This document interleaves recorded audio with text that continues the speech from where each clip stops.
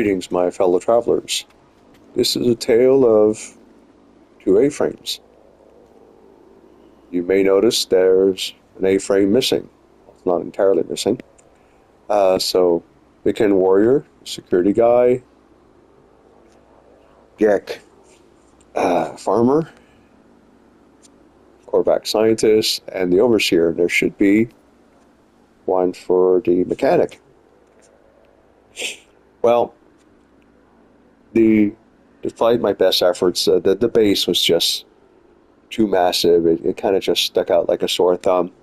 So I ended up moving it here, and there's a severe slope, so there was a equal height of a wall just along the platform. And it didn't look bad from the bridge. It certainly didn't look bad from up there. But from the house, it was actually blocking the lower view of the A-frames, which is too bad.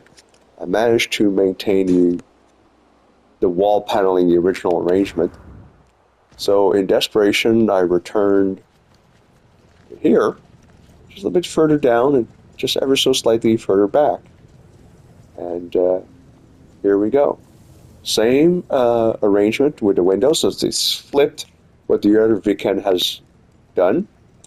And here's a couple little touches.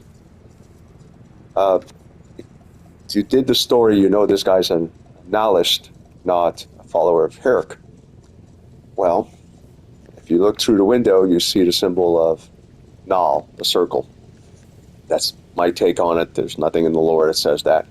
But furthermore, if you look at both the window and the panel above, you see the exact opposite of the Gek Overseer, who may be manifestation of the Atlas, a direct interface between the Atlas and the rest of the world. So, Nihilus is opposed to the Atlas. All right, like I said, it's not lore that I know of. So, yeah, befitting mechanic, power generation, and there's a power storage, power conversion unit there. Toolbox you can carry with you. The Gek farmer snuck in and put 2 flower pots. The Viken, because he did the purge of everything, doesn't care, didn't notice, irrelevant. Night tables, a little bit of water in case you need it in the morning. Radio.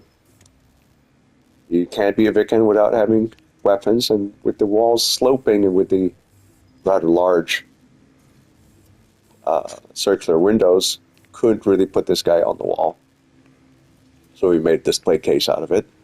A work table, drafting table for his latest Exocraft project. And, well, you come out and there's the roamer. Just a little bit further back is the Colossus. Now, I did say this was a tale of 2 A-frames. The other one just doesn't happen to be here. So we're going to be going to the settlement. I've added a second outpost. This one I made a careful effort to make sure that it is exactly opposite the other one. So 2 outposts and the settlement form the line. I don't plan on having 3 or 4 outposts around. And like I did some of the other ones, it gets too complicated. There's overlap. No. So, you can see it right there. And off we go.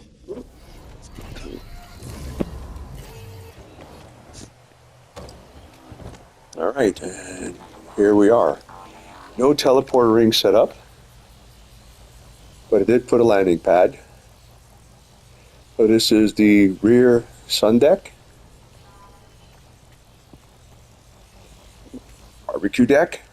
That's not a refiner, it's a propane barbecue. And while I originally had planned on putting it on top of the hill there, it was telling me it's still too close to the settlement, and halfway down the hill seemed to be a little bit silly. But this is interesting. I think I've only seen it at night. It doesn't have this orange glow, but yes, it's It's a gorgeous pool, and it's a cave I haven't explored completely yet. Now, because it's a Korvac settlement, there's a lot of steel, but it's a chalet, so there's also some natural building material. So this is actually the rear of the building. Master bedroom, shower stall, kitchen. Oh dear, dear me. I forgot to put the, oh well.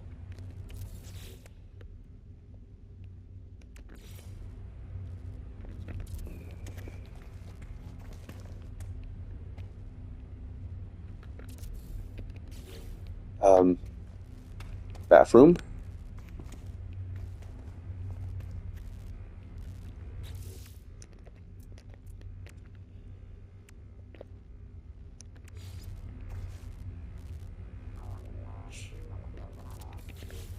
Been a while since I had one of those. I don't know what the sound is right now because I got the TV off for recording purposes. And yes, this whole area must have been seabed at one point because there's a lot of these things all over the place. This would be the front. Now, there's a peculiarity about this particular building. I had set up the battery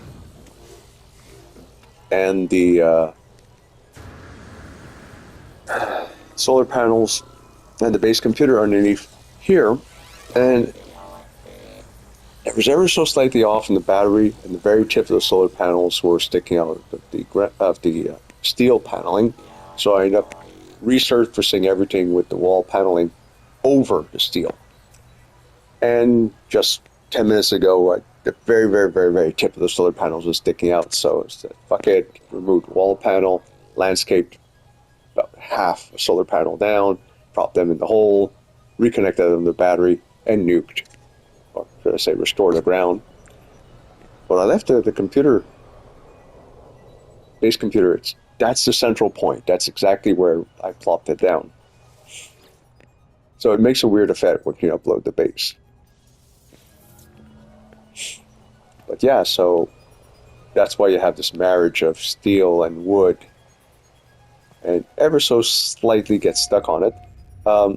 This is a night table, a slightly different arrangement than I normally do. It's actually this guy here, but wire glitched to the wall, so it's vertical instead of horizontal.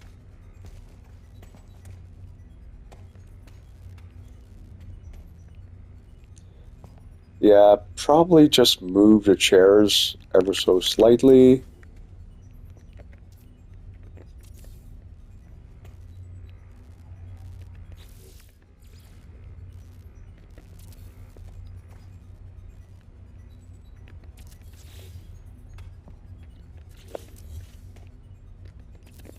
Now, one other big difference between the, I'm going to have to quit soon before the game crashes on me, between this A-frame and the other one, this one is the more conventional or older way of doing it that I do. Small variation. Instead of being two walls, two short walls, it's two walls, three short walls. Then wire glitch the stone flooring panel to the top, work your way down.